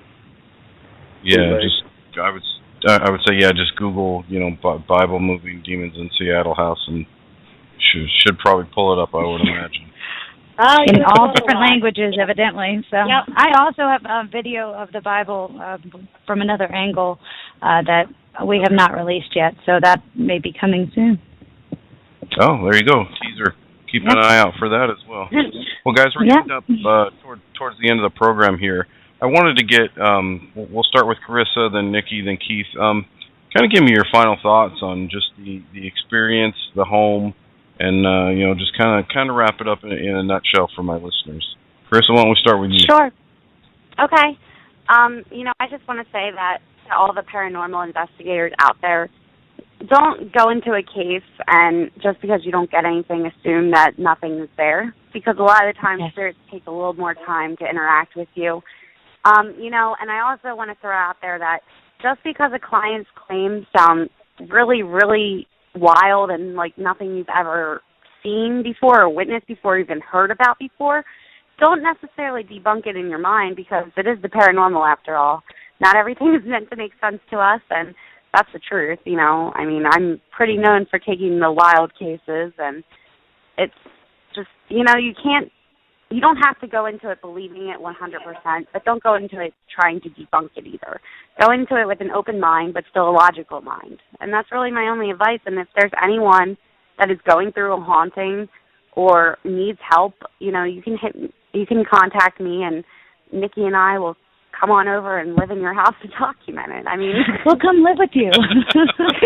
Especially if you're in Hawaii, because I'm really sick of the winter, and if you have a haunted house in Hawaii, I want to speak to you. That's my definitely. If you had a haunted home in a temperate climate, they're the investigators for you. Most definitely. Nikki, that would be nice. I would never leave. Nikki, what are your final thoughts about Keith's home? My final thoughts about Keith's home, like Carissa said, don't sit and pass judgment until you are in a situation. If you are not there, then you probably don't know. And you can look from the outside looking in, and you can be judgy. Go for it. Go for it all day. When somebody is talking to you and they're being 100% honest with you, you have to take their experience into account. And also, I have to say, it's been an interesting, awesome journey because I've never, remotely viewed through cameras and stuff before getting to enter space. And I have to say thank you to Keith because I think, it's helped me learn a lot. In this field, no one knows everything. There are no experts. We're all learning. And this has been a whole new scenario, and I've learned tons. I think I'm learning even more every single day. We always do. But this experience was absolutely phenomenal. And I have to say, I went out on a limb during the stream, and I said, I don't do this. I don't hand out certificates. I don't hand out gold stars and cookies, and I don't state that locations are haunted. I do not. I state whether I experienced activity or not. But with Keith's house, there's something going on, and it can only be classified as paranormal in the paranormal realm there, and it was just absolutely fantastic, fascinating, and I want to go back. Me too. Come on down. Keith, final thoughts about your experience, your home, the Ghost Adventures experience. Wrap it up in a nutshell for us. It was a long road to get here, and my only regret is getting to where I am now, solo without my girlfriend, because she was a casualty in this process. Because if I was able to get any paranormal team advice, the only advice I would give any paranormal team is have a little bit of empathy to the house occupant or anybody experiencing or making malevolent claims, because trust me, we're getting it from all angles, friends, family, everybody, and we know what we see when we see it. It's okay to be objective, but, what put, I guess, a bad taste in our mouth with the Ghost Adventures was there was no empathy, there was no follow-up after the investigation. There was nothing until the episode aired, and then, hey, can you come back for aftershock? Well, why would we? But it was almost a accusatory, you're on the witness stand, everybody wants to kill the messenger. I like to think we came to the right people and applied whatever the right people advised us to apply. Another note I want to make is these ladies are awesome, to try to ridicule them in the stratosphere world, in the paranormal world, for even taking on this case. To me, it's just a mean-spirited attitude in the sense that I've watched these ladies work and observe my house for 7 or 8 months before they even arrived. Carissa lived in my house for 2.5 weeks, Nikki a week. They brought their A game. They weren't waiting, or this wasn't a vacation trip, or hey, can you take me to the Space Needle or whatever. No, this was, we're here, we're going to do, and let the evidence come to us. Nothing's fabricated. So my hats are off to these two ladies for doing that. And they were objective. They weren't singing to the choir or anything or playing up to me. They were objective, but I knew the evidence and the things that they would see would speak for themselves. And lastly, I just want to close out and say, like I said, the overall process, albeit bittersweet, the vindication is we've always told the truth. I'm speaking for myself and Tina and the previous tenants who probably chose correctly by just leaving. But me, I needed answers, and I wanted answers for the house. So I'm speaking for all of them. They did not lie. Tina did not lie. Tina's not a demon lady. I'm not. I did not lie. And the risk was always on mine because I'm inviting these people back, and they could have left with zero. But what separates them from Ghost Adventures was, if they left with no evidence, it doesn't mean I'm a hoaxer or a liar.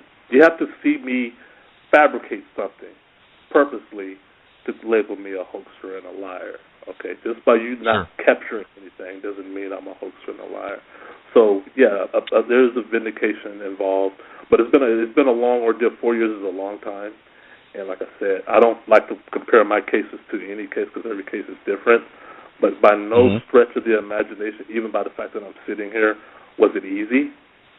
There are things that I have seen, that Tina has seen, I still have not come to terms with or shared with even Carissa and Nikki because I'm still trying to come to terms with it. Okay. Well, thank you for that insight. Real quick, guys, we just got a couple minutes left. If someone wanted to contact you guys, either Nikki and Carissa for help or Keith for more information about your home, how does someone get in contact with you guys?